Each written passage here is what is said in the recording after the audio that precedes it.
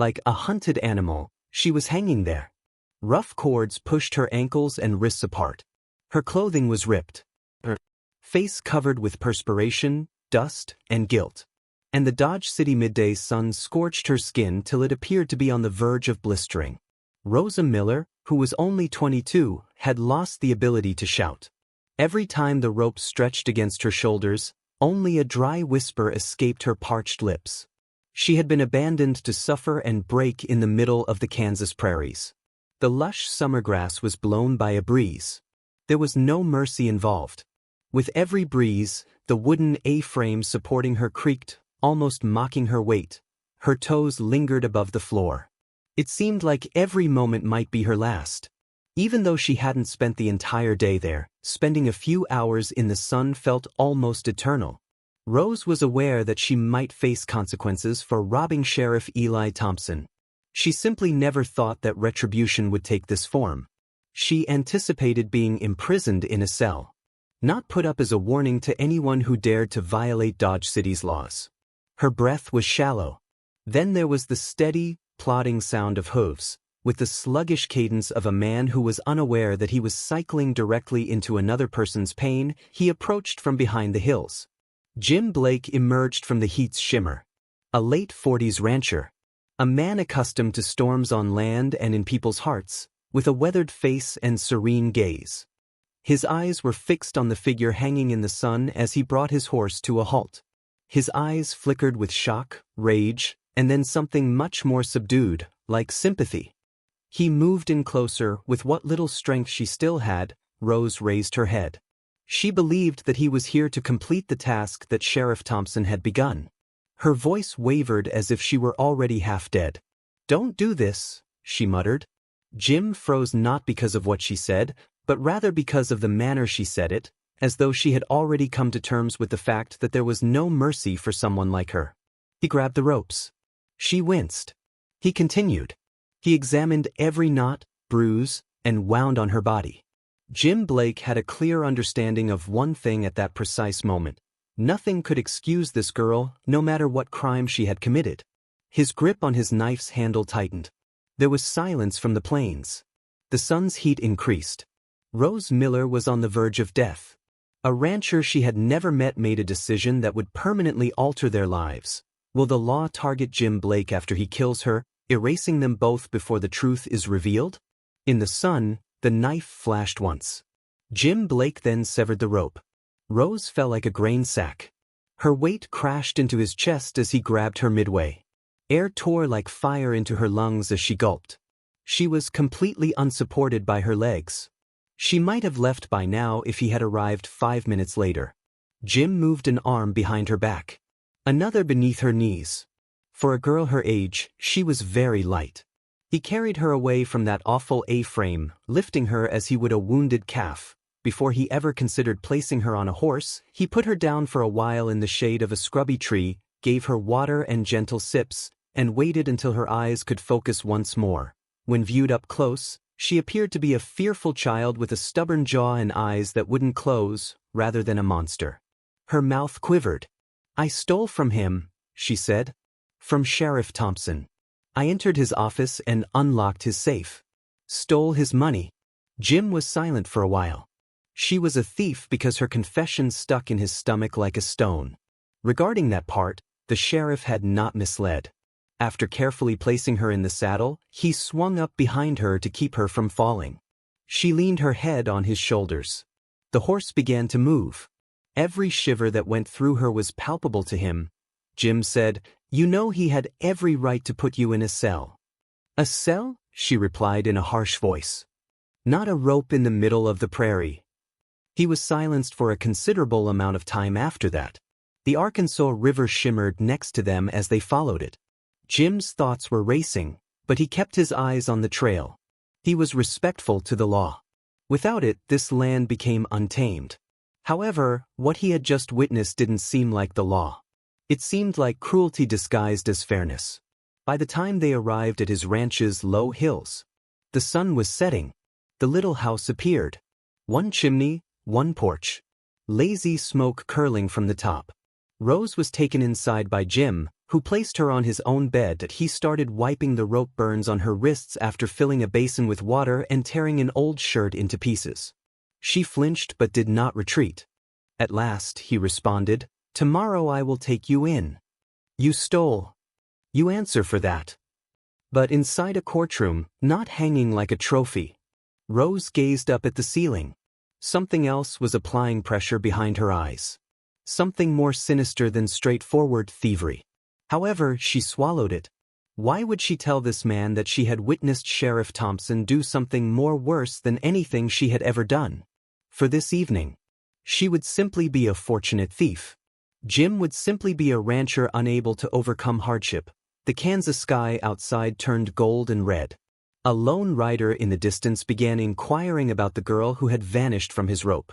Who will Jim Blake support when the rider arrives at this ranch? On the Blake ranch in the morning. Became silent. Too quiet for what was about to happen. As usual, Jim was up before the sun. While he took the old cot near the stove, he fed the horses, checked the water trough and made a concerted effort to avoid looking at the bedroom door where Rose was dozing off on his bed. This was easy, he told himself. He would return her to the city. In front of the judge, he would stand next to her. The law would carry out its intended purpose. In the middle of the plains, there are no more ropes. That clever little scheme worked until he heard horses speeding up the way. 3 horsemen, one heavy thudding rhythm, neither a neighbor nor a wagon. Jim wiped his hands on his trousers as he went outside onto the porch. With 2 deputies following him, Sheriff Eli Thompson stormed in at the gate. The house, the barn, and the tracks were all visible to those keen small eyes as the dust rolled up around the 3 horses. Then they decided on Jim. "Blake, good morning." The sheriff's smile never made it to his eyes. "It appears that someone killed my thief." Jim chose the truth because he could feel the lie rising in his throat and dying halfway. "I discovered a girl hanging near the buzzard circle. In order to prevent her from dying like a dog, I brought her here." "You tampered with the evidence," Thompson remarked. "She belongs in my jail." The smile had vanished. Jim gave a headshake. "A courtroom is where she belongs. It wasn't fair what you did." They simply looked at one another for a brief moment. An elderly port rancher. A man in the yard wearing a badge. The kind of moment that determines their true nature as men. Rose was standing barefoot behind the door inside. Every muscle is taut. Every syllable was audible to her. That voice was familiar to her. The dust from his rope was still tasteable to her. There wouldn't be a trial if he accepted her back. No second opportunity. A silent tomb that no one thought to mark, just one more ride into the heat. Her tongue dried up and her heart pounded. As the men argued, she slipped inside the kitchen after grabbing the door frame for support. Jim's jaw appeared to be in excruciating pain when he eventually returned inside. Jim remarked, "He wants you back." The rope, he claims, was lawful. The news that Jim Blake had killed the thief was already circulating around Dodge City. While some people thought he was insane, the majority claimed the sheriff had been humiliated in front of the entire community. Rose gave him a look. Took a close look at him. Just by chopping her down, this man had already put himself in danger. He would follow her back into the sheriff's trap if she remained silent. It is possible that neither of them will ever see another sunrise. Her voice sounded like a hoarse whisper.